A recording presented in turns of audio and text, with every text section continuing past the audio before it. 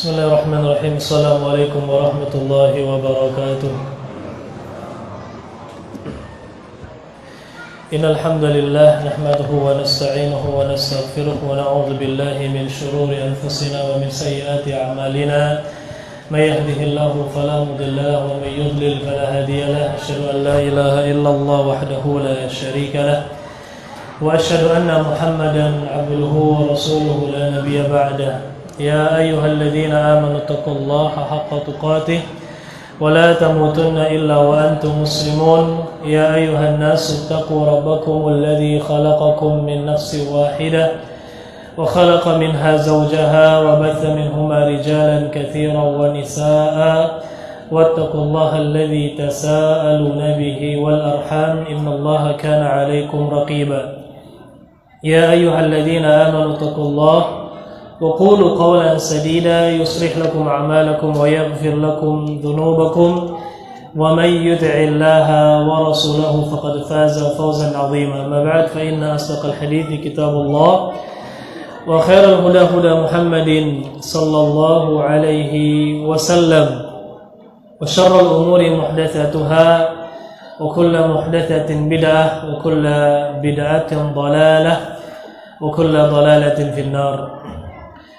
Bapak-bapak dan ibu-ibu sekalian rahimani wa rahimakumullah. Alhamdulillah.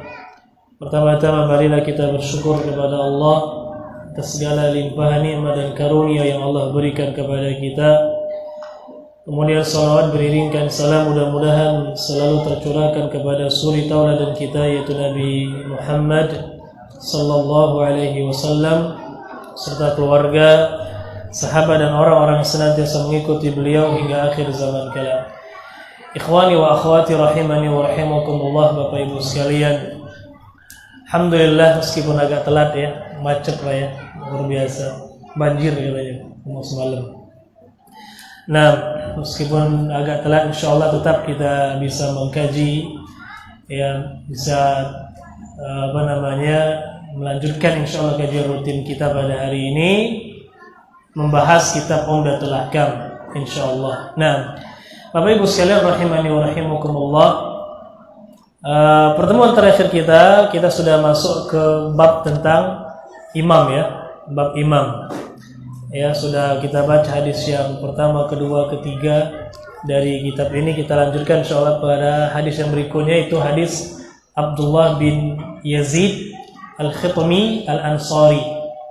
Ya, dari Bara' bin Azib radhiyallahu anhu. Insyaallah kita lanjutkan. Tapi sebelum kita lanjutkan, ya, kita sekarang sudah berada di akhir-akhir bulan apa? Dzulqa'dah.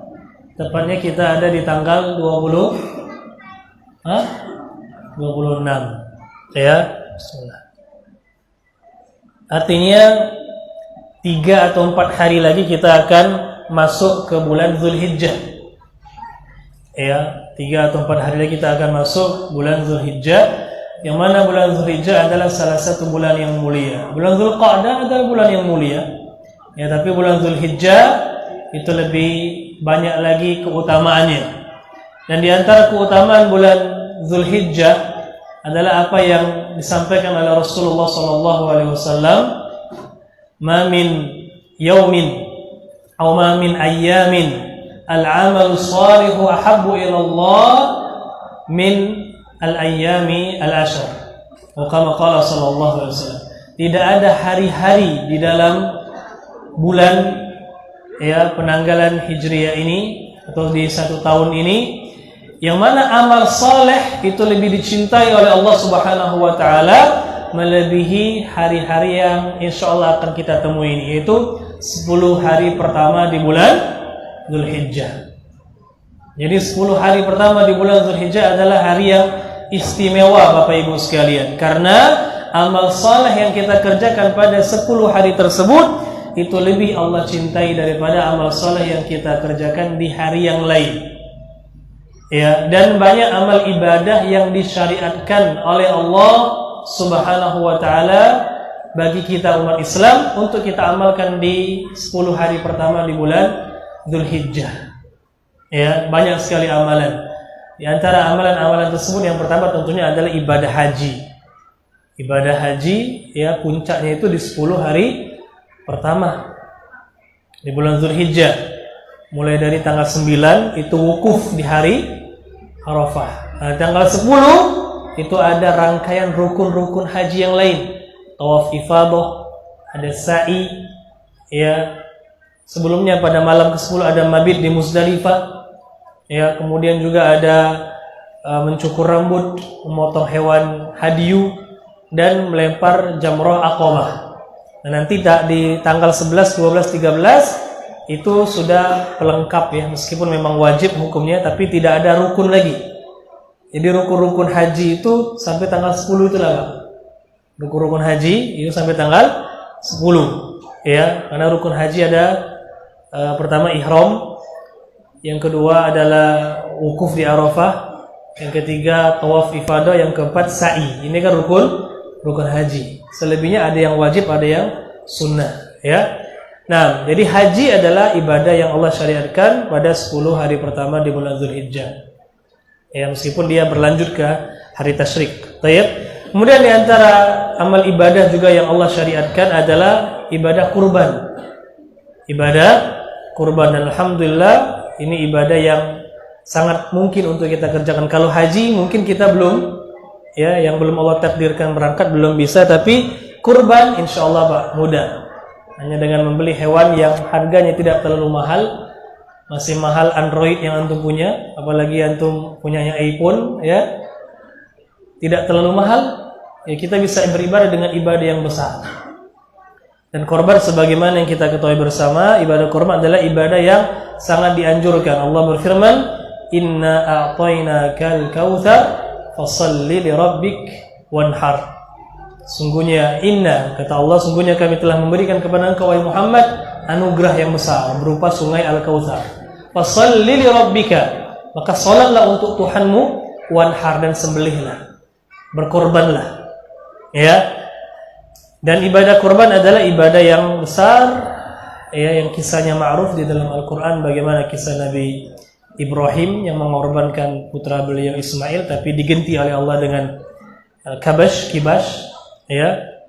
Wallahu a'lam. Nah, jadi ibadah korban ini juga ibadah yang Allah syariatkan pada 10 hari pertama di bulan Zulhijjah ini, tepatnya di tanggal 10 nanti kita di hari raya menyembelih hewan korban. Kemudian di antara amal ibadah juga adalah berpuasa. Ya, berpuasa Pak ya. Jadi banyak-banyak berpuasa. Mulai dari hari pertama Zulhijjah kita sudah boleh berpuasa. Tapi puncaknya itu di tanggal berapa? 9. Yang kita kenal dengan puasa Arafah. Rasulullah bersabda, "Shiyamu Arafah ahtasibu 'ala Allah an yukaffira sanata allati qablaha wa sanata allati ba'daha." Puasa Arafah aku berharap itu bisa menghapuskan dosa 1 tahun yang lalu dan 1 tahun yang akan datang. Subhanallah. Puasa 1 hari, dosa yang diampuni 2 tahun. Ya Pak ya, puasa hari Arafah, sehari sebelum Idul Adha. Nah, meskipun sebelumnya kita sudah boleh berpuasa, puasa sunnah, tapi tidak ditekankan.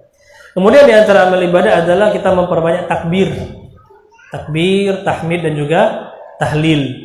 Ya, dan takbir di bulan Zulhijjah ada 2, takbir yang mutlak dan takbir yang muqayyad. Yang mutlak itu adalah takbir yang kita ucapkan kapanpun dan dimanapun, tidak terbatas waktu.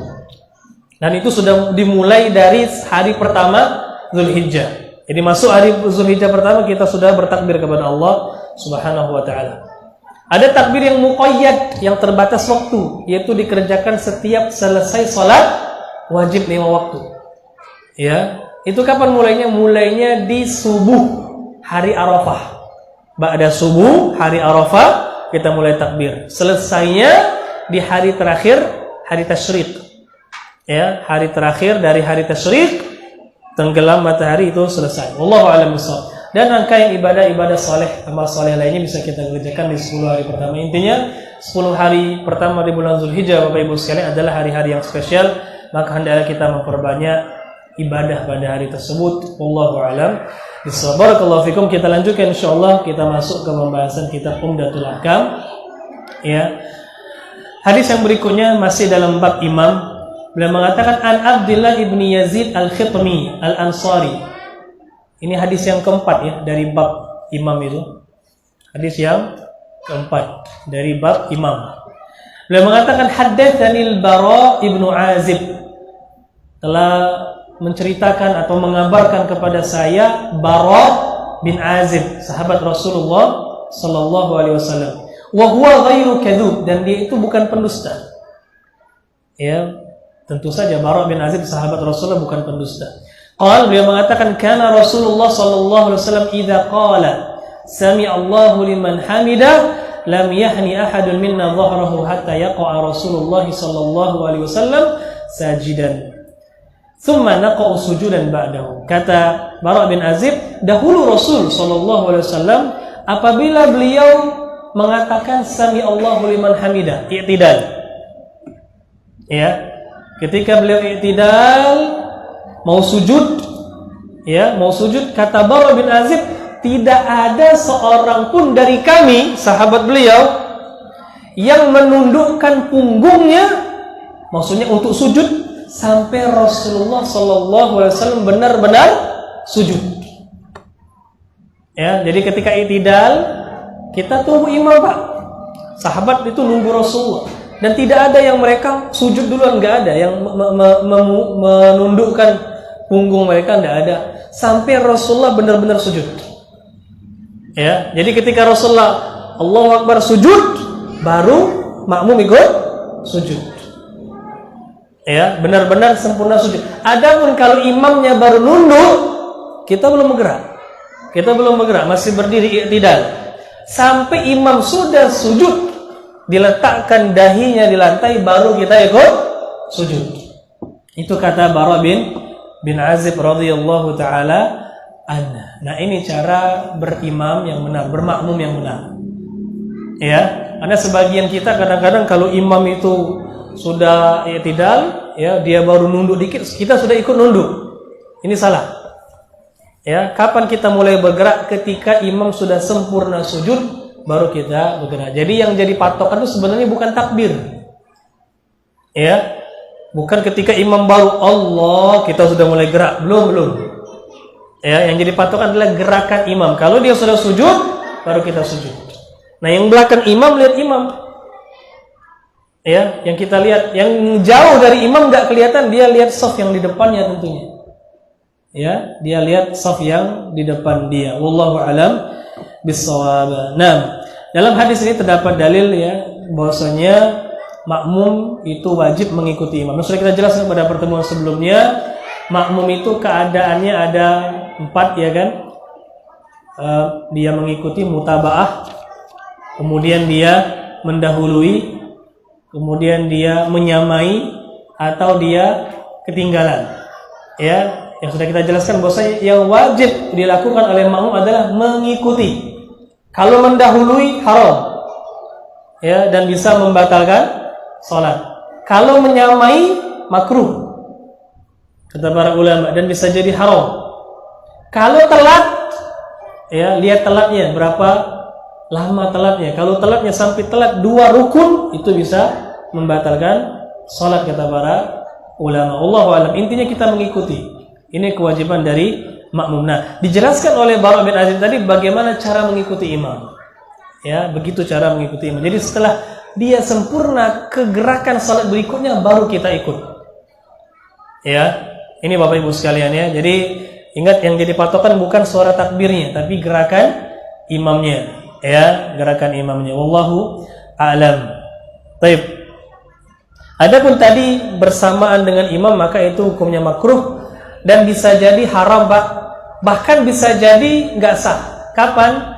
Sudah kita jelaskan kalau nggak salah pada pertemuan sebelumnya, ketika kita menyamai imam pada waktu takbiratul ihram.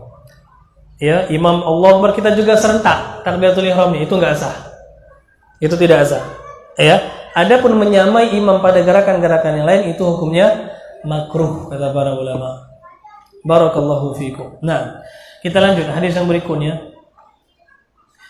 Kata beliau, an Abi Hurairah radhiyallahu an, dari Abu Hurairah radhiyallahu an, anna Rasulullah sallallahu alaihi wasallam qala, bahwasanya Rasulullah sallallahu alaihi wasallam pernah bersabda, idza ammana al-imam fa'aminu fa innahu man wafaqa ta'minuhu ta'minal malaikah ghufira lahu ma taqaddama min dhanbi. Kata Rasulullah sallallahu alaihi wasallam, apabila imam mengucapkan amin, mengucapkan kata-kata amin. Pak, mengucapkan kata-kata amin itu yang benarnya gimana? Amin atau amin atau amin? Yang mana yang panjang? Panjang A-nya atau panjang mim-nya? A-nya atau mim-nya? Mim-nya. A-nya pendek atau panjang? A-nya pendek, berarti amin gitu. 2 harokat, masya Allah. Ya, panjangnya 2 harokat. Jadi amin. Minnya berapa harokat?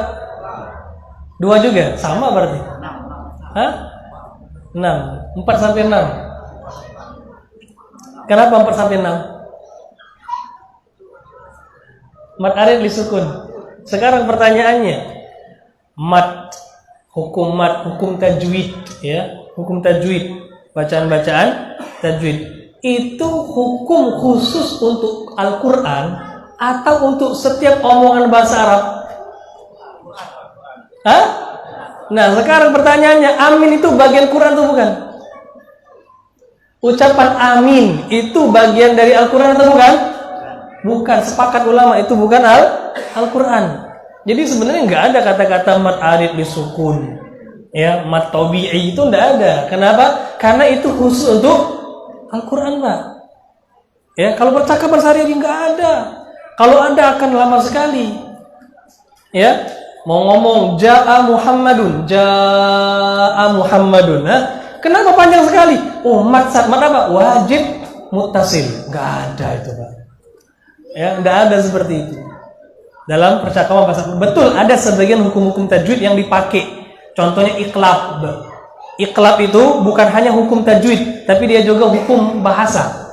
Makanya orang Arab kalau mau menyebutkan min ba'di, dia nggak diizharkan nunnya, tapi dia diiqlabkan min ba'di, meskipun percakapan sehari-hari. Betul ada. Tapi mad yang sifatnya mad far'i itu nggak ada di dalam percakapan. Atau ikhfa nggak ada dalam percakapan. Min aina anta? Ketawa orang Arab untuk ngomong seperti itu. Ya. Min aina ant? Kadang-kadang malah nggak diharokat oleh mereka, ya. Allahu a'lam. Makanya sebenarnya tidak ada hukum tajwid, tapi memang betul, ya, ada 2 bacaan cara membaca amin, kata para ulama, disebutkan oleh Al-Imam Ibnu Katsir dalam kitab tafsirnya ketika beliau menafsirkan surah Al-Fatihah, ya, beliau menyebutkan bahwa ucapan amin itu adalah disyariatkan. Cara membacanya ada 2, Pak. Yang pertama dipanjangkan a-nya dan min-nya. Dipanjangkan, jadi amin. Ya, amin, terserah. A-nya mau dipanjangkan 2 harokat, min-nya mau 2 harokat, mau lebih, terserah, karena bukan Al-Quran tadi. Ya, cuma sama-sama panjang. A-nya panjang, min-nya panjang. Ya, jangan min, nah itu salah. Sama-sama panjang, atau min-nya lebih panjang sedikit nggak masalah.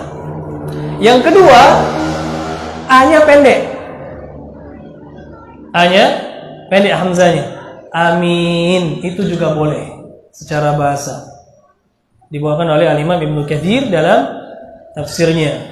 Yang nggak boleh itu a-nya yang dipanjangkan, min-nya ini nggak boleh. Amin. Kenapa? Maknanya sudah beda.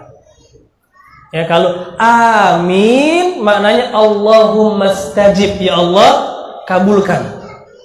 Begitu juga amin, ya Allah kabulkan. Tapi kalau amin itu artinya apa?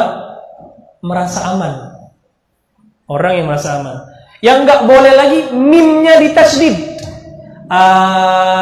Amin itu sama tambah salah lagi. Ya, Allahu a'lam bishawab. Baik, kita hanya ini faedah saja. Kata beliau, apabila imam mengucapkan amin, kata Rasulullah, Fa'aminu, maka ucapkanlah amin bersama dengan imam.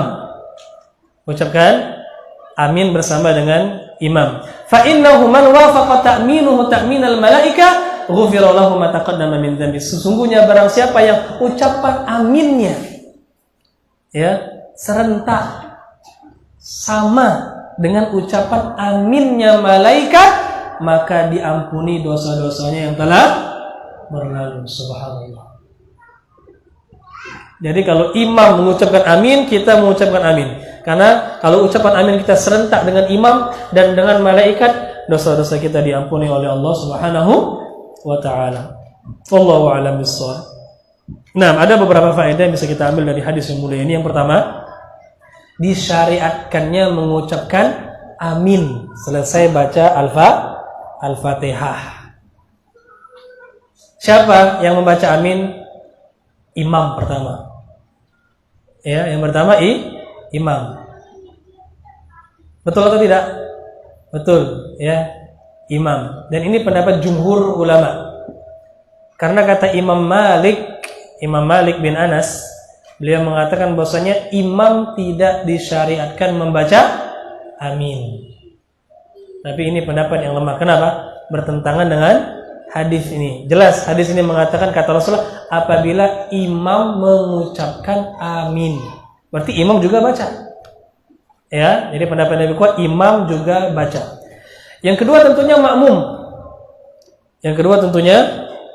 Kalau makmum jelas sepakat ulama makmum membaca amin. Ya. Cuma berbeda ulama tentang hukumnya. Kalau imam tadi ya disyariatkan. Kalau makmum jelas disyariatkan, ya. Tapi apa hukumnya? Makmum mengucapkan amin. Terjadi khilaf di antara para ulama. Ya, mayoritas ulama berpendapat hukumnya sunnah. Ya. Sebagian ulama menilai hukumnya wajib. Ya, sebagian ulama menilai hukumnya wajib. Dan ini pendapat ulama-ulama Zahiriyah. Ya, dan salah satu riwayat dari Imam Ahmad untuk makmum wajib. Kenapa? Karena diperintahkan oleh Rasulullah sallallahu alaihi wasallam. Allahu a'lam, pendapat yang lebih kuat sunnah, tidak wajib. Ya, pendapat yang lebih kuat sunnah. Yang ketiga munfarid, orang yang munfarid salat sendirian itu juga disyariatkan dan hukumnya sunnah. Hukumnya sunnah dia untuk mengucapkan amin. Allahu a'lam. Nah, faedah yang kedua, bahwasanya malaikat ya itu juga mengucapkan amin. Jelas. Karena dari hadis ini Rasulullah mengatakan, barang siapa yang ucapan aminnya sama dengan ucapan amin malaikat, artinya malaikat pun mengaminkan ya, mengaminkan bacaan doa orang yang salat. Ya, tentunya maksud malaikat di sini adalah malaikat yang menyaksikan salat tersebut, bukan seluruh malaikat, karena malaikat banyak, Pak ya. Ya, malaikat banyak. Berapa jumlah malaikat? 25. Enggak, itu 25 itu nabi ya. 10 malaikat ya, dihafal dulu ya. Oh, 25 kan nabi katanya. Ya, padahal nabi yang 25 itu ya maksudnya yang ada dalam Quran. Adapun nabi itu banyak. Ada yang sebagian dikisahkan oleh Allah, ada yang tidak dikisahkan. Allah berfirman dalam surah An-Nisa, "Wa rusulan qad qasasnahum 'alaika wa rusulan lam naqsushum 'alaik." Dan ada rasul-rasul yang kami kisahkan kepada engkau wahai Nabi Muhammad, dan ada rasul-rasul yang tidak kami kisahkan kepada engkau. Banyak, ribuan. Ya, nabi dan rasul. Allahu a'lam. Malaikat 10 yang dihafalkan ya. Siapa Pak? Jibril, Mikail, Israfil, Izrail ya, Munkar, Nakir, Raqib, Atid, Malik, Ridwan. Benar? Hah? Jibril, Mikail, Israfil benar. Ini ada dalilnya. Ya. Dan Jibril jelas menyampaikan wahyu. Jelas. Mikail kata para ulama dia tugasnya ngatur alam ya. Nurunkan hujan, numbuhkan tumbuhan dan seterusnya. Rezeki Allah suruh dia yang atur. Ya. Israfil niup sangkakala. Sebenarnya kalau dalilnya dari Quran dan hadisnya nggak ada, Pak. Cuma ulama sepakat. Ya. Ulama sepakat maksudnya Israfil itu adalah peniup sangkakala. Allahu a'lam. Israel, siapa Israel? Pencabut nyawa. Ya, penamaan Israel itu tidak ada dalilnya. Ya, ini sekedar Israiliyat. Yang benar namanya adalah Malakul Maut. Ya. Idh yatawaffakum Malakul Mautil ladzi wukila bikum, kata Allah. Ya, jadi namanya Malakul Maut, malaikat maut, pencabut nyawa. Jadi penamaan Israel ini harus dianulir sebenarnya, ya, direvisi. Nah, Munkar Nakir betul. Ya, tugasnya apa? Menanyai orang yang ada di alam kubur, namanya Munkar dan Nakir. Sebagian ulama mengingkari penamaan ini kan, mereka mengatakan nama ini enggak sahih, hadisnya dhaif. Tapi pendapat yang lebih rajih wallahu alam, hadisnya sahih. Disahihkan oleh Syekh Al-Albani dan yang lainnya. Jadi penamaan Munkar dan Nakir itu betul. Ya, Raqib dan Atid itu diambil dari firman Allah dalam surat apa? Qaf. Ma yalfidhu min qawlin illa ladaihi raqibun atid. Ulama berbeda pendapat apakah raqibun atidun itu nama atau sifat. Ya, sebagian mengatakan nama, sebagian mengatakan sifat.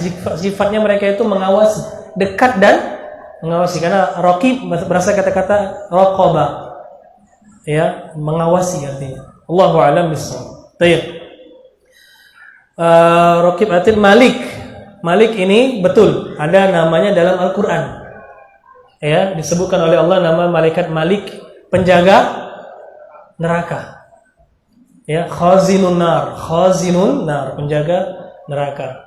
Ya. Ridwan, hadisnya dipersisihkan oleh para ulama apakah sahih atau dhaif. Wallahu alam, katanya menjaga pintu, penjaga surga. Allahu alam. Jelas memang ada penjaga surga itu ada, tapi apakah namanya Ridwan? Nah, ini yang dipersisihkan oleh para ulama ya. Tapi malaikat itu banyak, bukan hanya itu, Pak. Ada malaikat penjaga gunung ya kan? Kisahnya kita paham ya. Ada malaikat apa lagi? Yang tugasnya itu menghadiri majelis-majelis ilmu. Malaikatun sayyahun, kata Rasulullah. Malaikat yang mereka itu berjalan mencari majelis-majelis ilmu.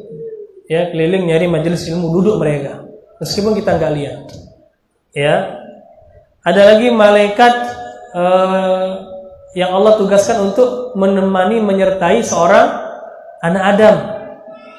Ya, ada malaikat yang selalu menyertai kita, ditugaskan oleh Allah Subhanahu wa taala menjaga kita.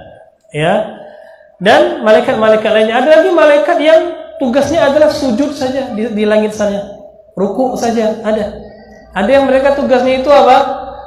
Tawaf. Di mana, Pak? Kiblatnya ahli langit di mana? Baitul Ma'mur. Ya, dalam surat At-Tur Allah katakan wal baitil ma'mur. Baca tafsirnya ya, surat At-Tur.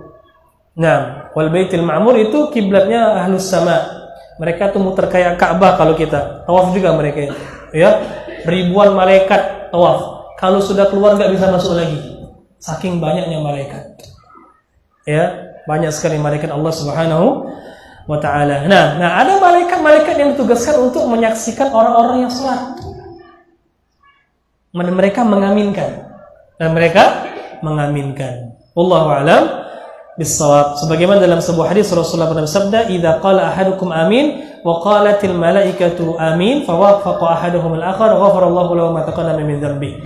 Apabila salah seorang di antara kalian mengucapkan amin, kemudian malaikat juga mengucapkan amin dan sama serentak, maka Allah akan ampuni dosa-dosa yang telah berlalu. Wallahu a'lam bissawab.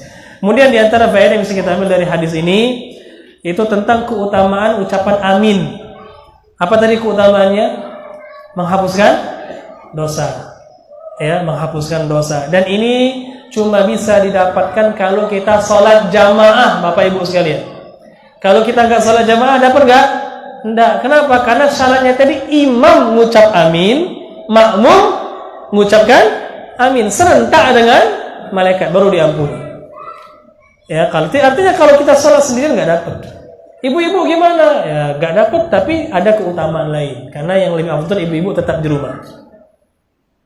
Tetap di rumah, ya, artinya bisa lebih mendapatkan pahala lebih besar dari ini. Allahu a'lam bishawab.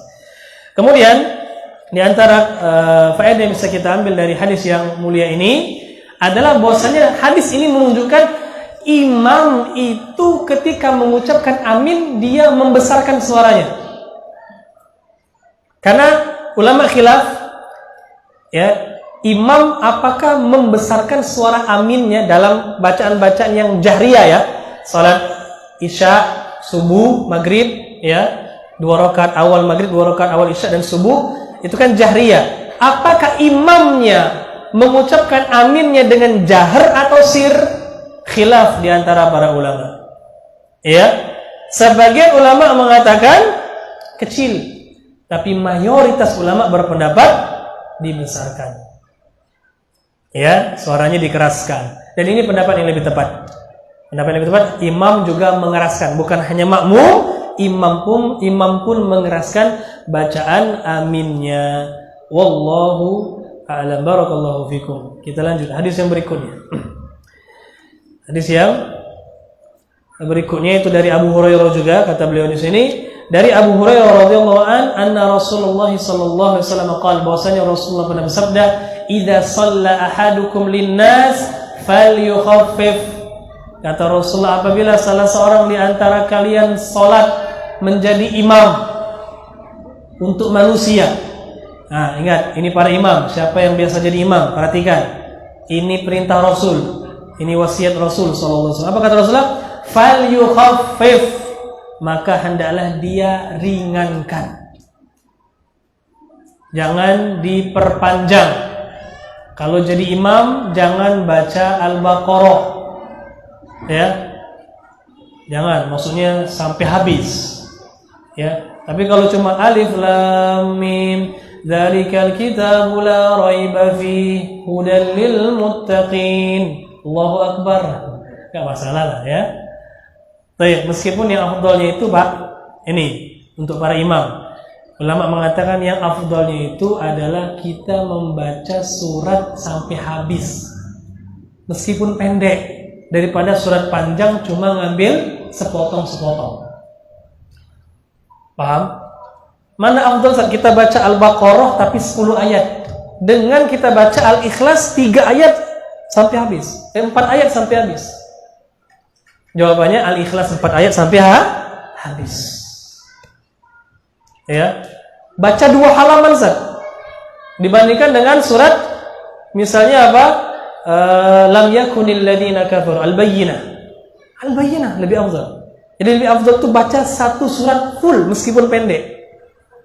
Ya. Daripada kita baca Al-Baqarah cuma 10 ayat, cuma 15-20 ayat, itu lebih afdal. Adapun boleh saja. Cuma kalau ditanya mana yang afdal seperti itu. Makanya bagusnya kalau kita jadi imam sholat 5 waktu, yang dibaca itu sebenarnya surat-surat yang mufassal saja, yang mufassal. Quran itu kan dibagi-bagi, ada yang tiwal, ada yang mufassal, ya. Tiwal itu kan ada yang 7 sab'u tiwal. Al-Baqarah, Ali Imran, An-Nisa, Al-Maidah, Al-An'am, Al-A'raf, At-Taubah. 7. Al-Anfal enggak masuk karena pendek. Al-Anfal pendek, ya. Ada 7. Nah, ada lagi yang mufassal, Pak. Mufassal itu yang akhir-akhir. Itu kata ulama mulai dari surat Qaf sampai An-Nas. Dari surat Qaf sampai surat An-Nas itu namanya mufassal. Dan mufassal itu pun dibagi 3. Ada yang qisar, mufassal yang pendek, itu dari An-Nas sampai Ad-Duha. Itu yang qisar mufassal. Ada yang awsat, pertengahan. Dari mana? Dari Al-Lail sampai An-Naba. Itu yang pertengahan. Ada yang tiwalun mufassal. Dari mana? Dari mursalat sampai qaf. Nah, bacaan Rasulullah di sholat 5 waktu nggak lepas dari itu, Pak. Betul, terkadang-kadang beliau membaca surat-surat panjang. Tapi kebanyakan yang beliau baca tuh itu. Dari Qaf sampai An-Nas itulah. Jadi kalau jangan Ali Imran, Al-Baqarah yang sampai habis ya. Kalau mau dipendek baca sebagian ya nggak masalah. Boleh, meskipun tidak afdal. Boleh tapi tidak afdal. Wallahu a'lam bis-shawab. Baik. Ini kata Rasul, apabila salah seorang di antara kalian salat jadi imam, maka diringankan. Fa inna fihi mudha'ifa was-saqima wa dzal haja. Kenapa? Karena di belakangnya yang makmum, yang jadi makmum itu ada yang orang lemah, ada yang sakit, ada yang punya hajat. Kita nggak tahu kan? Siapa tahu makmum kita ada yang punya hajat. Kita baca panjang-panjang, nggak khusyuk salatnya dia. Ya, maka diperhatikan. Wa idza shalla ahadukum li nafsi falyutawwil masya. Nah, kalau dia salat sendirian, terserah, panjangkan, kata Rasul. Panjangkan semaunya. Kalau antum salat malam tahajud sendirian, boleh nggak 1 rakaat saya mau baca Al-Baqarah? Silakan, Pak. Kalau mampu. Rakaat kedua Ali Imran, silakan. Kalau mampu. Itu kalau salat sendirian tahajud di rumah, panjang-panjang, nggak masalah. Ya, ba'da isya langsung tahajud, selesainya 10 menit sebelum subuh. Silakan. Ya, kalau mampu, kalau nggak mampu jangan. Ya, nanti malah semalaman suntuk salat malam, pagi-paginya apa? Tidur nggak kerja, ya kan? Ini juga salah. Ya. Baik. Hadis yang selanjutnya, hadis yang kita baca, nanti kita gabungkan faedah-faedahnya karena berdekatan maknanya ya. Ini hadis terakhir di bab ini, kata beliau, An Abi Mas'udin Al-Ansari, dari Abu Mas'ud Al-Ansari radhiyallahu an, beliau berkata, Ja'a rajulun ila Rasulullah sallallahu alaihi wasallam faqala. Seorang laki-laki pernah datang menemui Rasulullah sallallahu alaihi wasallam. Kemudian dia mengatakan, Inni la ata'akhkharu an salati subhi min ajli fulan mimma yutilu bina. Ya Rasulullah, sesungguhnya saya ini kalau salat subuh itu datangnya belakangan. Mengakhirkan salat subuh saya. Ya. Kenapa? Karena fulan itu yang jadi imam itu, kalau jadi imam panjang sekali bacaannya. Panjang, makanya saya nunggu-nunggu hampir selesai baru saya datang. Ya. Qala, maka Abu Mas'ud mengatakan, fama ra'aitun nabiyya sallallahu alaihi wasallam ghadiba fi mau'izatin qattu ashadda mimma ghadib yauma idzin. Aku enggak pernah melihat Rasulullah sallallahu alaihi wasallam pada waktu itu memberi nasihat, ya, marah dalam memberi nasihat seperti pada waktu itu. Marah Rasulullah kepada imam yang memperpanjang bacaannya tadi. Dan Rasulullah mengatakan, ya ayuhan nas, wahai sekalian manusia, inna minkum munafirin, sungguhnya benar di antara kalian itu ada orang-orang yang membuat orang lain lari, kabur dari Islam ini, dari sunnah ini. Ya, memang betul sebagian kita ada yang membuat orang bukannya senang sama sunnah, tapi malah lari dari sunnah. Di antaranya apa? Kalau sholat panjang-panjang, orang yang belum terbiasa panjang, Pak, ya, pengenlah sekali-sekali ngaji di Masjid Imam Syafi'i, sholat di sana. Baru pertama kali sholat, imamnya baca apa? Masya Allah, baca misalnya surat Al-Ahqaf. Al-Ahqaf. Betul, Al-Ahqaf itu memang nggak terlalu panjang bagi orang yang terbiasa. Tapi orang yang belum terbiasa baca Al-Ahqaf itu, ya Allah, panjangnya luar biasa, Pak. Bisa sampai 15 menit. Ya, wah itu orang kabur, benar kabur. Ya, yang seperti itu. Nah, wallahu a'lam. Jadi hati-hati, jangan membuat orang lari, jangan membuat orang lari dari dakwah ini. Fa ayyukum amman nas falyujis. Barang siapa di antara kalian yang jadi imam, maka hendaklah dia ringkas, pendek saja bacaannya. Ya. Fa inna min wara'ihi al-kabira was-saghira wa dzal hajat. Kenapa? Karena di belakang dia, yang salat di belakang dia itu ada orang yang sudah tua, ada anak-anak, ada orang yang punya hajat. Ya, nah, jadi ini hadis atau dua hadis ini menunjukkan kepada kita tentang bagaimana harusnya kita membaca di dalam sholat kita ketika kita jadi imam. Ya, Nah, cuma memang kalau kita baca hadis-hadis yang lain, Pak, betul. Ada dalil-dalil yang secara praktek, betul ya, secara ucapan Rasulullah nyuruh sahabat untuk bacaannya apa? Pendek. Tapi secara praktek Rasulullah sholat, ternyata beliau bacaannya panjang kok.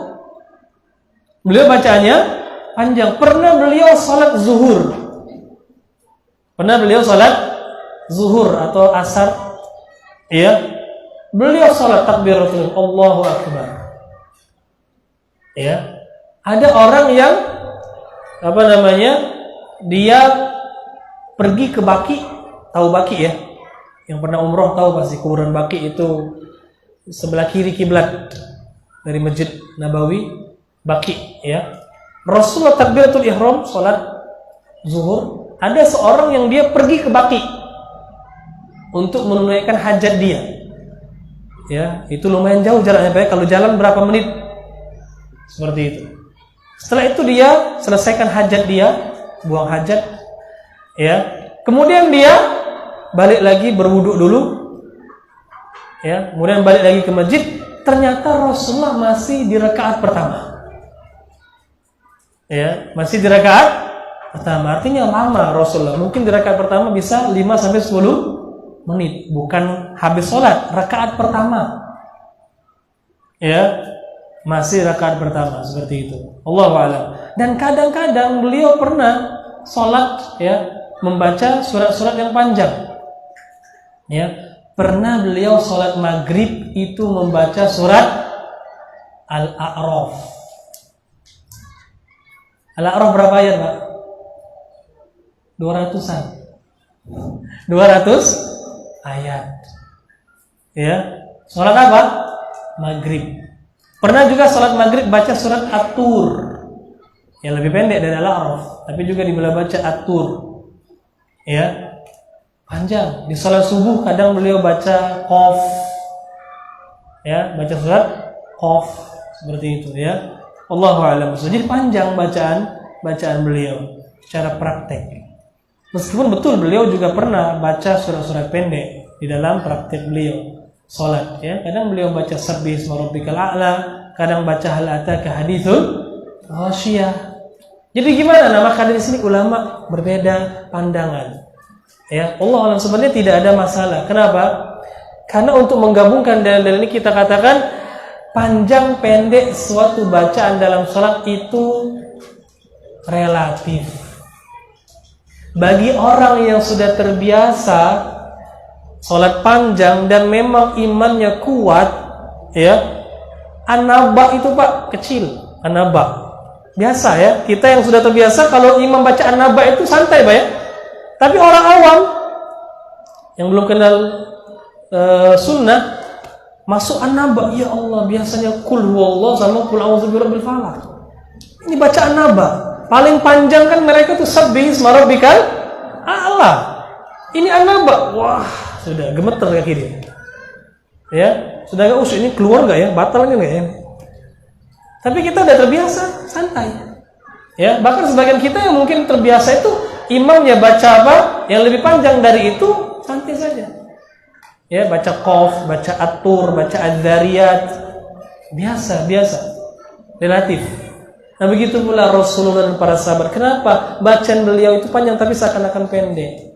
Karena beliau imamul muttaqin. Para sahabat pun seperti itu. Ya. Ini yang pertama. Yang kedua, bisa juga kita katakan bahwasanya bacaan-bacaan yang panjang itu khusus untuk Rasulullah dan para sahabat. Adapun untuk yang lain, maka hendaklah dipendekkan bacaannya. Ya. Hendaklah dipendek, karena hukum asal itu adalah perkataan Rasulullah. Adapun perbuatan bisa jadi maknanya kekhususan beliau. Wallahu a'lam bissawab. Nah, jadi di antara faedah yang bisa kita ambil dari hadis ini yang pertama adalah wajibnya kita untuk meringankan salat jemaah. Diringankan, Pak ya. Haram berarti memperpanjang salat kalau jadi imam. Karena Rasulullah melarang, ya. Kalau sholat sendirian, silakan diperpanjang. Faedah berikutnya, kalau kita sholat sendirian, silakan diperpanjang. Tapi jangan sampai panjangnya itu sampai keluar waktu sholat. Tidak boleh juga. Ya. Kemudian di antara faedah berikutnya adalah wajib bagi seorang imam itu untuk memperhatikan para makmumnya yang lemah. Nah, ini juga terdapat isyarat sebenarnya ya. Kalau di dalam sholat diatur, berarti artinya seorang pemimpin negara pun seperti itu. Dia perhatian sama rakyatnya. Ada rakyat yang lemah diperhatikan, ada rakyat yang butuh bantuan dibantu, dan seterusnya. Bukan cuek, pemimpin itu nggak cuek. Ya, kalau ada rakyat yang butuh dia perhatikan. Allahu a'lam. Kemudian di antara faedah berikutnya adalah hendaklah kita mempermudah, ya Pak ya, mempermudah apa? Untuk orang lain. Jangan sampai kita mempersulit perkara-perkara orang lain. Dipermudah. Sebisa mungkin kita mempermudah perkara-perkara orang lain, ya. Karena Rasulullah bersabda, yassiru wala tu'assiru. Permudah, jangan persulit. Allahu a'lam bishawab. Insyaallah kita istirahat sejenak ya, 10 menit mungkin. Setelah itu baru kita lanjutkan lagi. Barakallahu fikum.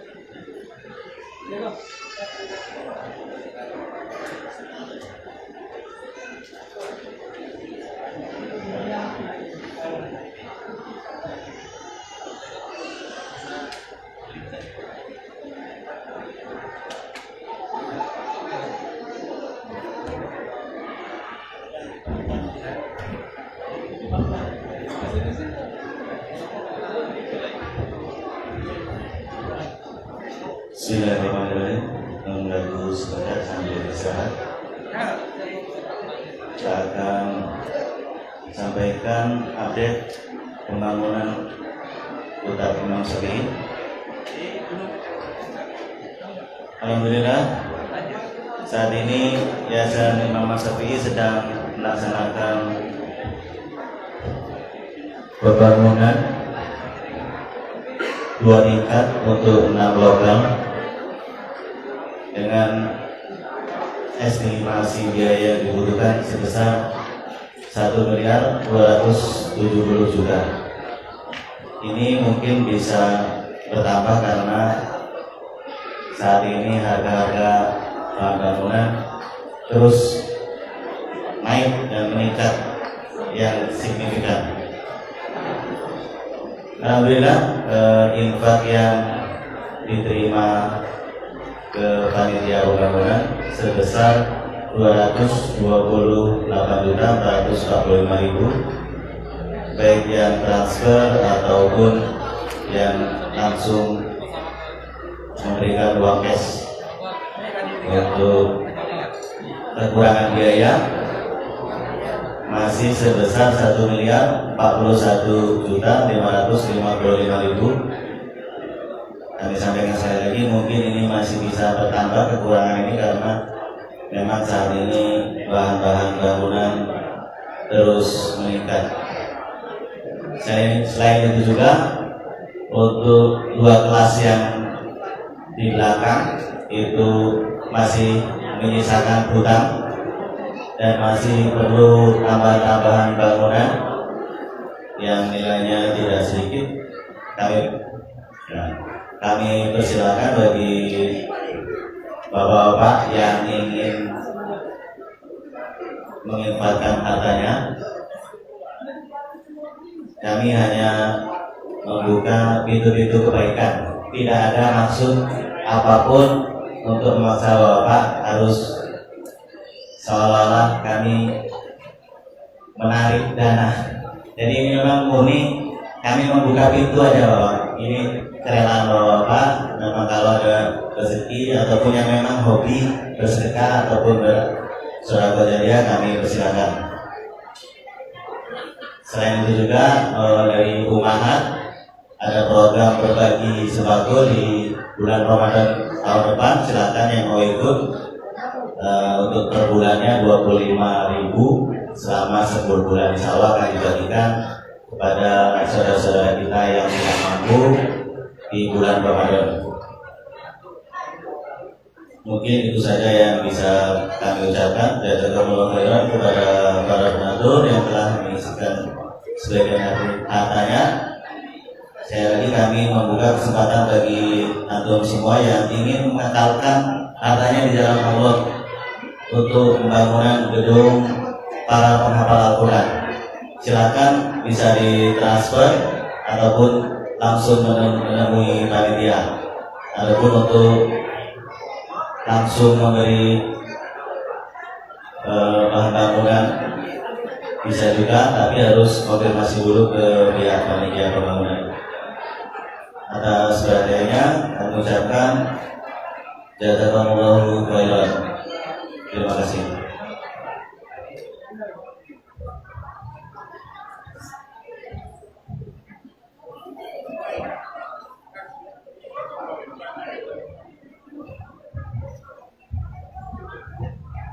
Tambahan sedikit bagi saudara-saudara yang ada waktu nanti gotong royong, karena pada Allah gudang kita kebanjiran dan kerendam. Mungkin setelah kajian kita akan beres-beres. Bagi bapak-bapak yang ada waktu, kami mohon bantuannya.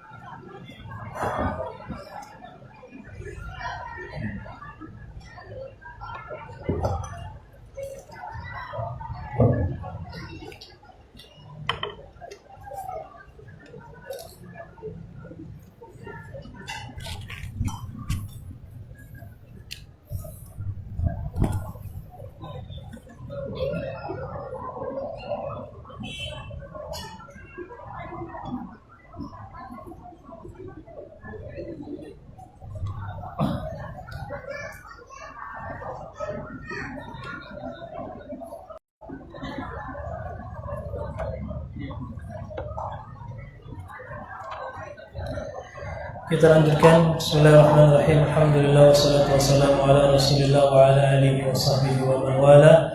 Wala haula wala quwwata illa billah. Amma ba'd. Kita lanjutkan Bapak Ibu sekalian, kita masuk ke bab selanjutnya, yaitu tentang sifat salat Nabi sallallahu alaihi wasallam.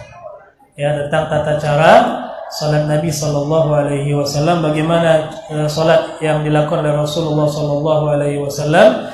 Nah, ini disebutkan beberapa hadisnya oleh Al-Imam Abdul Ghani Al-Maqdisi dalam kitab beliau ini, kitab Umdatul Ahkam, ya. Nah, langsung saja kita masuk ke hadis yang pertama dari bab sifat salat Nabi. Dan mengatakan hadis yang pertama dari bab ini, an Abi Hurairah radhiyallahu an, juga dari Abu Hurairah. Sebagaimana kita ketahui bersama, Abu Hurairah adalah sahabat yang paling banyak meriwayatkan hadis-hadis Rasul sallallahu alaihi wasallam. Dia mengatakan, kana Rasulullah sallallahu alaihi wasallam idza kabbara fi shalah sakata hunaihatan. Kata Abu Hurairah, adalah Rasulullah sallallahu alaihi wasallam apabila beliau bertakbir, ya, takbiratul ihram ketika salat, sakata hunaiha, maka beliau diam sejenak. Jadi antara takbiratul ihram dan membaca Al-Fatihah itu ada diam sejenak. Ya, jadi enggak langsung Allahu Akbar, Alhamdulillahirabbil alamin, tapi diam dulu saja sejenak. Ya. Fakultu, maka kata Abu Hurairah, aku berkata kepada Rasulullah, bi abi anta wa ummi, demi bapak dan ibuku menjadi tebusan bagimu ya Rasulullah. Ara'aitu sukutaka baina takbiri wal qiraah.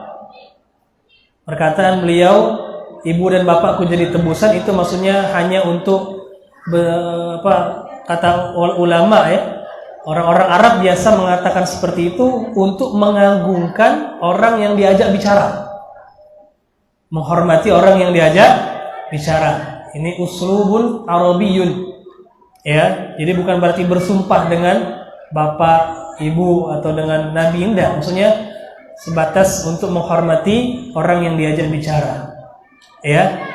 Kata beliau, ara'aita sukutaka baina takbir wal qiraah, beritahulah kepadaku ya Rasulullah, ya, tentang diammu di antara takbiratul ihram dan membaca Al-Fatihah. Ma taqulu, apa yang engkau baca? Kok engkau diam seperti itu? Maksudnya enggak dikeraskan, ya, bacaannya. Apa yang kau baca, yang kau katakan di antara takbir dan membaca Al-Fatihah? Qala, maka Rasul mengatakan, aku membaca dengan doa apa? Doa untuk membuka salat kita setelah membaca takbiratul ihram, sebelum membaca Al-Fatihah. Nah, ini yang dibaca oleh Rasulullah sallallahu alaihi wasallam. Apa makna doa ini? Allahumma ba'id, ya Allah jauhkan. Ba'id artinya jauhkan. Baini wa baina khataaya, jauhkan antara aku dan kesalahan-kesalahanku, dosa-dosaku ya Rasulullah. Kama ba'adta bainal masyriq wal maghrib, sebagaimana engkau menjauhkan timur dan barat. Ya, timur dan barat jauh, enggak akan pernah ketemu antara timur dan barat. Jauhkan sejauh-jauhnya. Allahumma naqqini min khataaya, ya Allah bersihkan aku dari kesalahan-kesalahan dan dosa-dosaku sebagaimana baju putih dibersihkan dari kotoran. Ya. Allahumma ghsilni min khataaya, ya Allah cucilah aku dari dosa-dosaku bil ma'i, dengan air, wathalji dan salju, wal baradi dan embun. Ya, ini masya Allah doa yang luar biasa sekali diajarkan oleh Rasul sallallahu alaihi wasallam.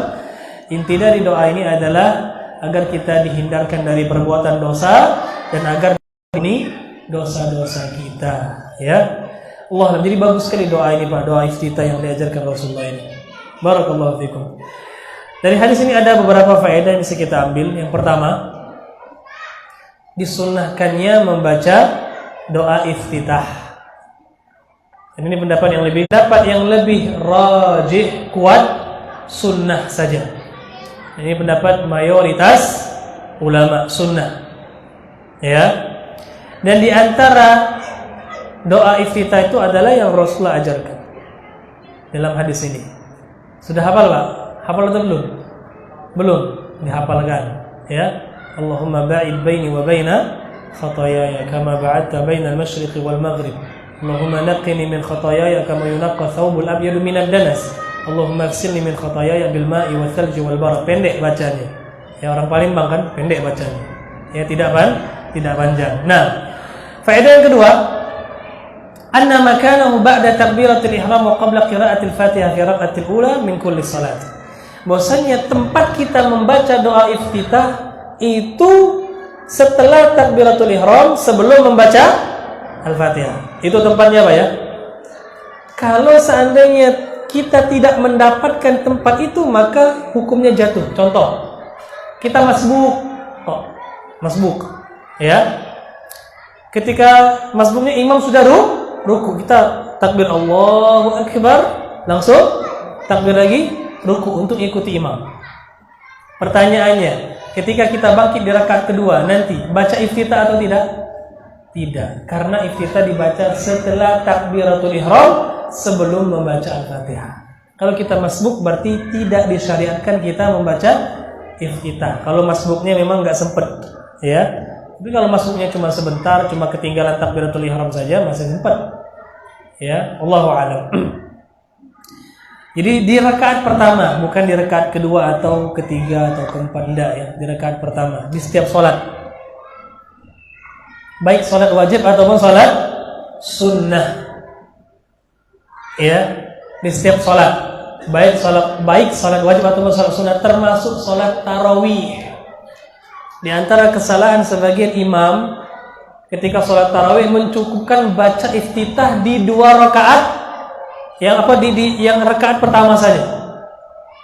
Ya, ketika rakaat berikutnya, dua rakaat berikutnya dia takbir langsung. Ada sebagian Pak ya, di sholat tarawih ketika takbir Allahu Akbar langsung dia Alhamdulillahirabbil alamin, enggak ada jedanya lagi. Ya. Nah, ini salah.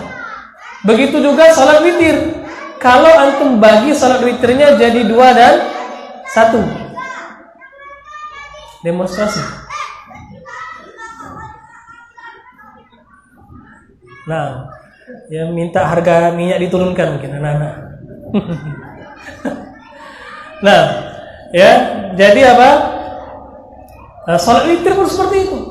Kalau salat witir 3 kita bagi 2 rakaat dan 1 rakaat. Ketika kita salat 2 rakaatnya baca iftitah. Ketika di rakaat yang ketiga kita pisahkan 1 rakaat akhirnya, itu juga baca lagi iftitahnya. Ada sebagian nggak baca, kan witir kan 3, kan cukupkan dengan yang itu. Enggak, kalau antum pisah 2 dan 1, yang satunya juga dibaca lagi. Ada tempatnya antara takbiratul ihram dan baca Al-Fatihah. Paham ya? Allahu a'lam. Kemudian faedah berikutnya kata para ulama bahwasanya doa iftitah itu bacaannya disirkan, kecil, nggak boleh dikeraskan. Meskipun sholatnya jahriyah, sholat subuh itu bacanya dikeraskan kan, baca Al-Fatihah dan suratnya, tapi doa iftitahnya pelan, sir, tidak dikeraskan. Itu sunnahnya. Makanya Abu Hurairah bertanya kepada Rasulullah, ya Rasulullah, kok engkau diam? Padahal enggak diam, baca, tapi bacanya tidak terdengar oleh Abu Hurairah. Makanya dia tanya, apa yang engkau baca? Ya, artinya bacanya itu dilirihkan. Allahu a'lam. Kemudian di antara faedah yang berikutnya adalah bahwasannya bacaan doa iftitah itu pendek. Ya, tidak panjang. Dari mana dapat kita simpulkan? Dari perkataan Abu Hurairah tadi, Rasulullah itu kalau bertakbiratul ihram, beliau diam sejenak, sesaat. Hunayha, bahasa Arabnya hunayha. Hunayha itu kata ulama qalilun minaz zaman. Waktu yang pendek, singkat. Jadi nggak boleh baca iftitah panjang-panjang. Ya, nah dari sini terdapat dalil bahwasanya tidak disyariatkan menggabungkan dua bacaan iftitah dalam satu sholat. Ya, karena nanti atau ya kita jelaskan langsung saja di sini bahwasanya doa iftitah yang diajarkan Rasulullah itu enggak hanya satu. Betul, di antaranya ini Pak ya. Dan ini doa iftitah yang paling sahih. Doa iftitah yang paling sahih ini karena diriwayatkan oleh Bukhari dan Muslim. Tapi ada doa-doa iftitah yang lainnya. Di antaranya apa? Allahu Akbar kabira walhamdulillahi katsira wa subhanallahi bukratan wa asila. Cukup sampai situ saja. Ada lagi doa lain, apa? Wajjahtu wajhiya lilladzi fatara as-samawati wal ard. Ya, terus agak panjang, ini doanya panjang. Kalau wajjahtu wajhiya doanya panjang. Silakan dibaca dalam kitab-kitab hadis, termasuk dalam sifat salat Nabi, itu dibawakan oleh Syekh Al-Albani rahimahullah. Ada lagi alhamdulillahi hamdan katsiran thayyiban mubarakan fihi. Ada lagi subhanakallahumma wa bihamdika wa tabarakasmuka wa ta'ala jadduka wa la ilaha ghairuka. Ya. Nah, ini beberapa doa iftitah.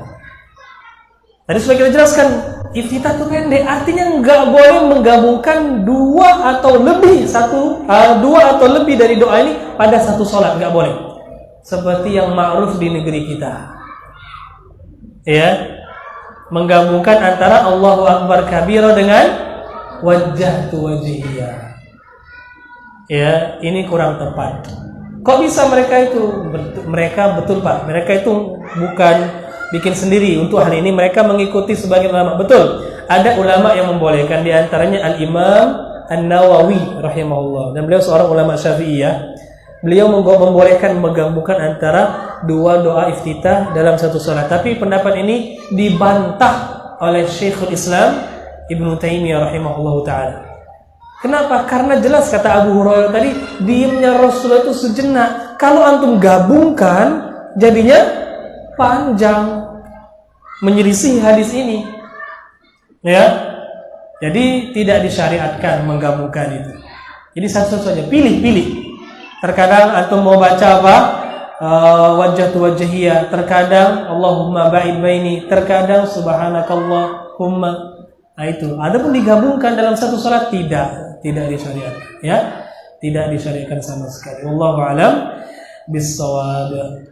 Kemudian di antara faedah yang bisa kita ambil dari hadis yang mulia ini adalah kalau kita berdoa itu disyariatkan kita untuk mengulang-ulang doa kita. Ya, diulang-ulang. Jangan satu kali kalau berdoa itu Pak ya. Diulang-ulang. Lihat Rasulullah di sini dalam doa ini. Beliau mengulang-ulang. Memang kalimatnya agak beda, tapi kan maknanya sama. Apa kata Rasul tadi? Ya Allah, jauhkan antara aku dengan dosaku. Kemudian ya Allah, bersihkan aku dari dosaku. Yang ketiga, ya Allah, cucilah aku dari dosaku. Satunya jauhkan, bersihkan, cucilah. Ya intinya kan sama. Bagaimana saya terbebas dari apa? Dosa. Jadi ulang-ulang Pak, meskipun dengan lafaz yang mirip. Ya, begitu pula kalau kita mau doa kepada Allah, kita inginkan kebaikan dunia akhirat. Ya, ya Allah ampuni dosaku, hapuskan kesalahan-kesalahanku. Ya, terima amal ibadahku, terimalah taubatku. Ya, intinya agar dosa-dosa kita diampuni. Ya, jadi minta itu dengan Allah diulang-ulang. Dan Allah Subhanahu wa taala baru doa 1-2 kali sudah beranggapan doanya tidak dikabulkan. Itu namanya istijal fid doa. Terburu-buru dalam doa itu enggak boleh. Ya, ini sebab doa tidak dikabulkan, Pak. Berdoa sekali, ya Allah, mudahkan saya untuk berangkat haji. Sekali, aduh, kok enggak berangkat? Ya, ulang-ulang terus. Insyaallah Allah akan kabulkan. Insyaallah Allah akan kabulkan. Ya Allah, sembuhkanlah penyakit saya. Baru sekali. Ya. 2-3 kali baru berdoa, belum sembuh-sembuh juga, ngeluh. Ya, jangan. Terus berdoa kepada Allah Subhanahu wa taala. Doa itu pengaruhnya kuat sekali, Pak. Betapa banyak orang yang berdoa kepada Allah, Allah kabulkan doa dia. Ya. Dia berdoa agar dijauhkan dari bala bencana, Allah jauhkan. Dia berdoa agar Allah kasih dia nikmat, Allah kasih nikmat. Dan kita mungkin mendapatkan bukti yang nyata ya. Betapa banyak doa-doa kita yang dikabulkan oleh Allah Subhanahu wa taala. Pun kalau tidak dikabulkan di dunia, Pak, ingat, cara Allah mengabulkan doa tidak harus memberi yang kita minta. Paham? Ada 3 cara Allah mengabulkan doa kita. Yang pertama, langsung Allah kasih di dunia, kontan, tunai. Minta ini dikasih itu, di dunia. Yang kedua, Allah nggak kasih yang kita minta, tapi kita dihindarkan dari musibah yang setara dengan yang kita minta. Ya, kita minta misalnya apa? Disembuhkan dari penyakit.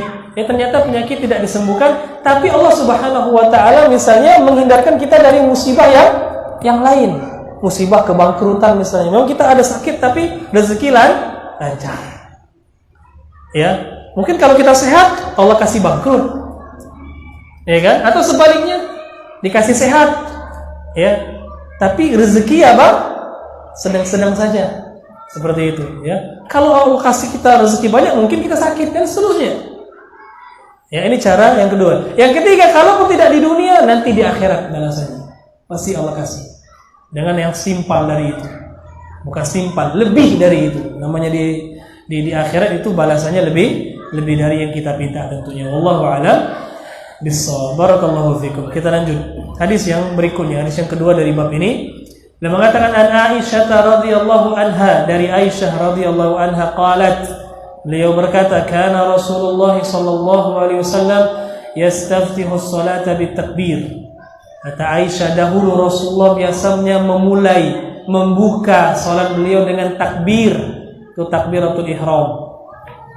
Ya, wal qiraah bilhamdulillahi rabbil alamin, dan membuka dengan bacaan alhamdulillahi rabbil alamin, maksudnya baca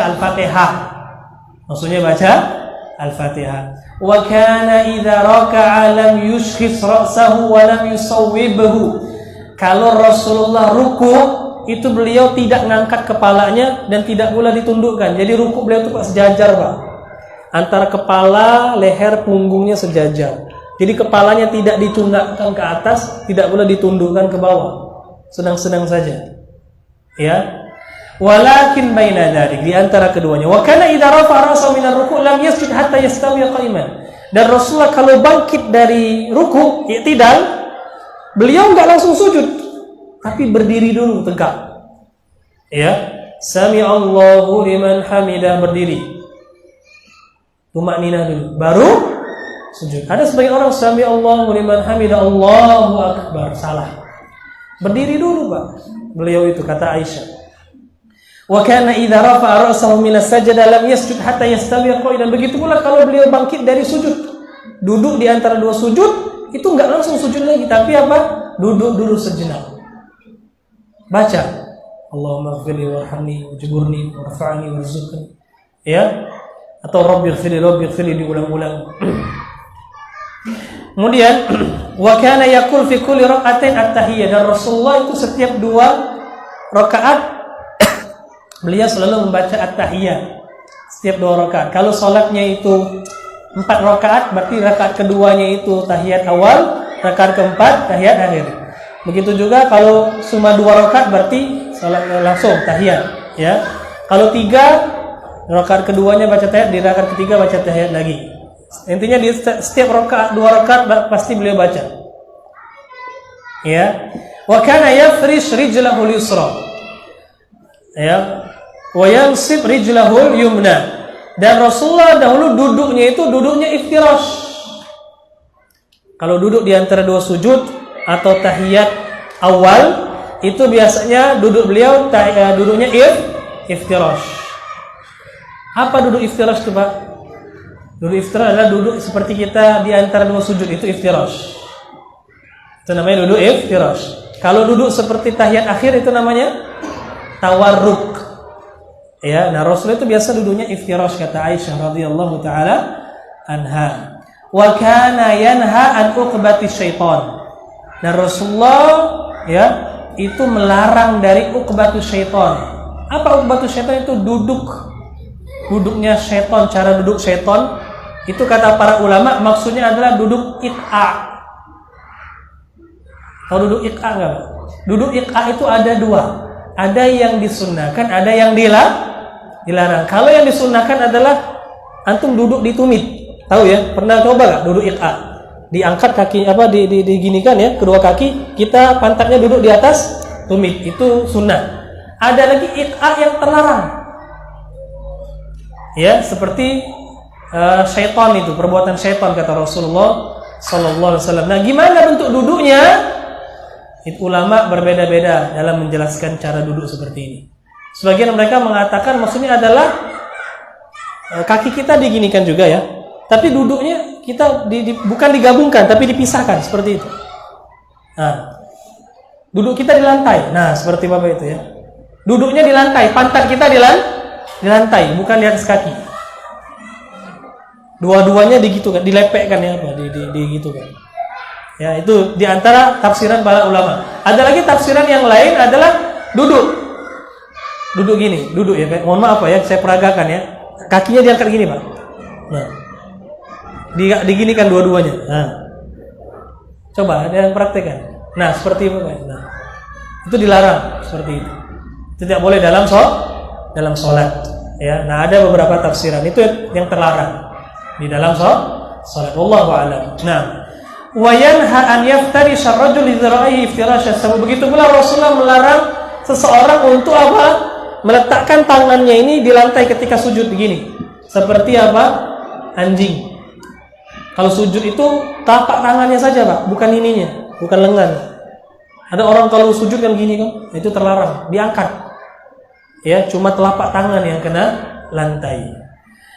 Kemudian terakhir kata beliau, wa kana yahtimus shalata bitaslim. Dan Rasulullah itu menutup salat beliau dengan salam. Ya, menutup salat beliau dengan salam. Jadi di sini terdapat beberapa penjelasan dari Aisyah tentang cara salat Rasulullah sallallahu alaihi wasallam. Wallahu a'lam bishawab. Hadis ini hanya diriwayatkan oleh Muslim saja, tidak diriwayatkan oleh Imam Bukhari. Ya. Maka sebenarnya ini enggak sesuai dengan syarat dari Imam Abdul Ghani Al-Maqdisi, karena beliau kan mengatakan di Muqaddimah kitab Umdatul Ahkam akan membawakan hadis-hadis yang riwayat Bukhari, Muslim. Ternyata hadis ini cuma diriwayatkan oleh Muslim saja. Imam Bukhari tidak meriwayatkan hadis ini. Ya. Kenapa? Karena ada beberapa catatan di sanadnya. Tapi enggak usah kita bahas karena itu pembahasan hadis yang agak mendalam, ya. Intinya hadis ini wallahu alam pendapat yang kuat, hadis ini sahih. Hadis ini sahih meskipun sebagian ulama menilai hadis ini tidak sahih. Ya, tapi sahih ya, karena dia Imam Muslim mensahihkannya, ya. Wallahu a'lam bishawab. Banyak sekali faedah yang bisa kita ambil dari hadis yang mulia ini Bapak-bapak, Ibu-ibu sekalian. Yang pertama, di antara faedah yang bisa kita ambil, disunnahkannya doa iftitah. Tadi sudah berlalu penjelasannya ya. Disunnahkannya doa iftitah, ya, yastaftih. Ya. Kemudian disyariatkannya bertakbir, takbiratul ihram. Disyariatkannya bertakbiratul ihram. Ya. Disyariatkan di sini apa maksudnya? Wajib. Dan ulama sepakat bahwasanya takbiratul ihram ada rukun salat. Takbiratul ihram itu rukun salat, sepakat ulama bahwasanya takbiratul ihram itu adalah rukun salat. Cuma terjadi perbedaan di antara para ulama tentang lafaznya. Jumhur ulama mengatakan lafaz takbiratul ihram itu harus dengan lafaz Allahu Akbar. Al-Imam Abu Hanifah mengatakan enggak harus pakai kata-kata akbar. Boleh pakai nama Allah yang lain, intinya menunjukkan keagungan Allah. Jadi kata Imam Ibnu Taimiyah boleh kita bertakbir Allahul Azim. Allahul Azim. Allah Maha Besar. Ya, sama saja maknanya. Azim itu artinya kabir, akbar. Ya. Jadi boleh kata Imam Abu Hanifah. Allah wala pendapat yang lebih kuat enggak boleh. Karena yang dinamakan takbir itu adalah Allahu Akbar. Takbir itu Allahu Akbar, ya. Kalau Allahul Azim bukan takbir tapi ta'zim namanya, ta'zim. Nah. Kemudian faedah berikutnya wajibnya membaca Al-Fatihah. Ya, wajibnya membaca Al-Fatihah. Karena kata Aisyah, Rasulullah itu seperti itu sholatnya. Sholat Rasulullah itu seperti itu terus, nggak pernah nggak baca Al-Fatihah, baca Al-Fatihah terus. Ya. Nah, dan ini jelas pendapat mayoritas ulama, ya. Wajibnya membaca Al-Fatihah. Bismillahnya dibaca atau tidak? Di sini di hadis ada nggak baca Bismillah? Enggak.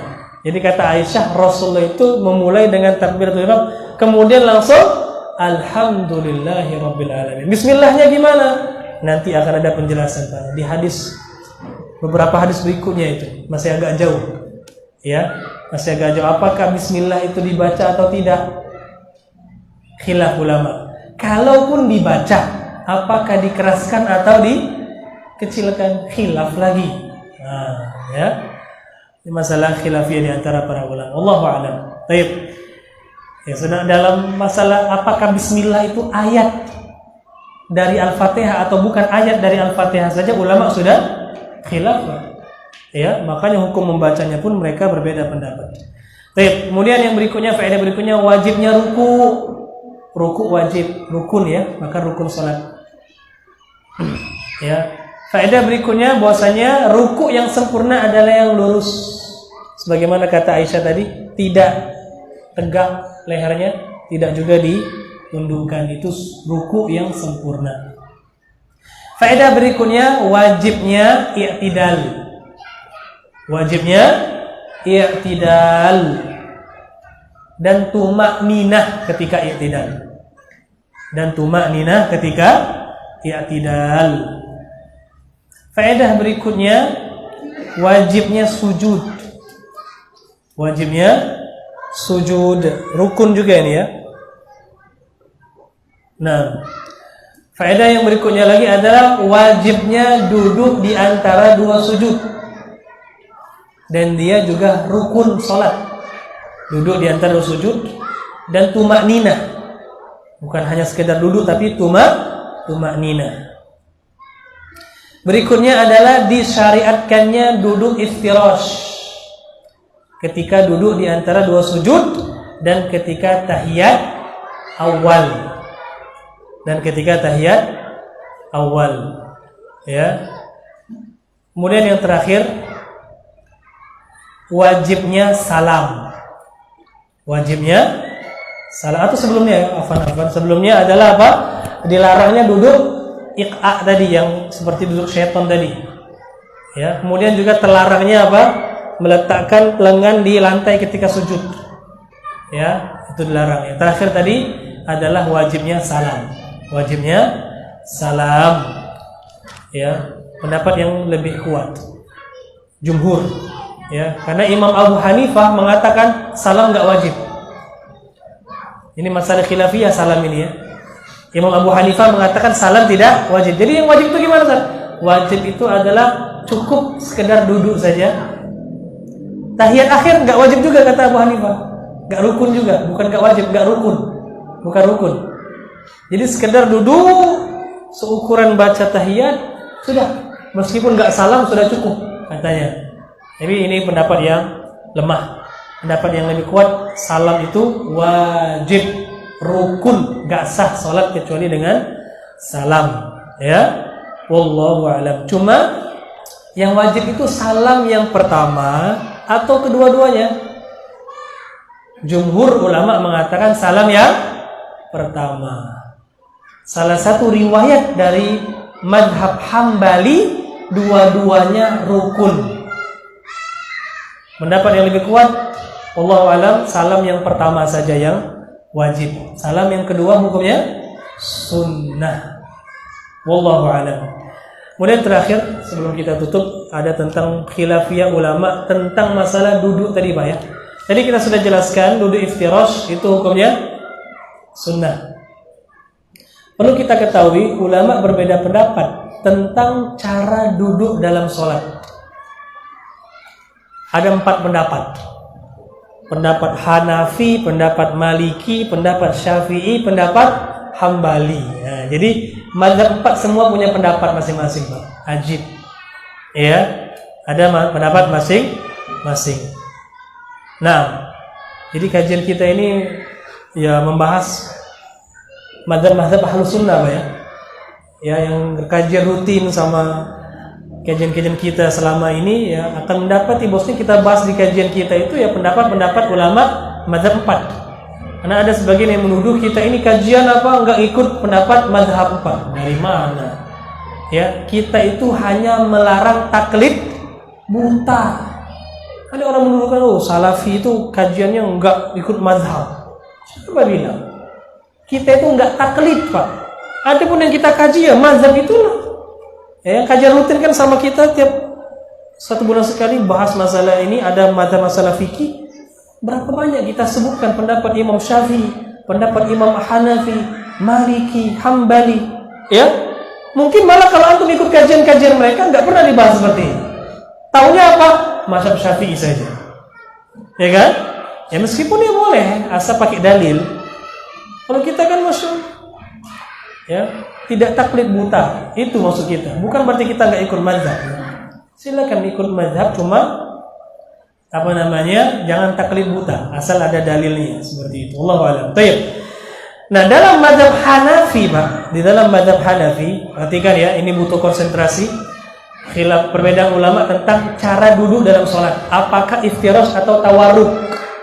Mazhab Hanafi berpendapat bahwasannya seluruh duduk di dalam sholat itu iftirash.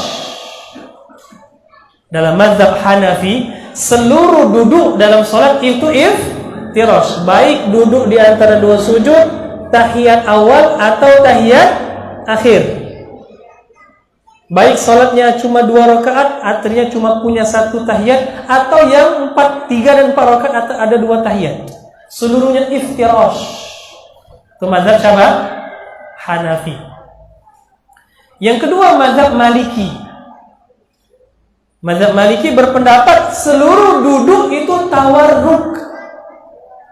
Baik duduk di antara 2 sujud, atau tahiyat awal atau tahiyat akhir, seluruhnya tawarruk. Tahu tawarruk Pak ya? Tadi sudah kita sebutkan dan dijelaskan. Di dalam mazhab Syafi'i dirinci, kalau duduk antara 2 sujud maka iftirash. Tahiyat awal iftirash, tahiyat akhir tawarruk. Mazhab Hambali sama dengan mazhab Syafi'i, cuma bedanya dia mazhab Hambali sama dengan Syafi'i. Bedanya kalau sholatnya cuma 2 rakaat atau cuma punya 1 tasyahud subuh, salat sunnah, qabliyah ba'diyah 2 rakaat. Nah, ketika tahiyat iftirash atau tawarruk, Syafi'i mengatakan tawarruk, dan itu yang diamalkan di umumnya kaum muslimin di negeri kita, ya.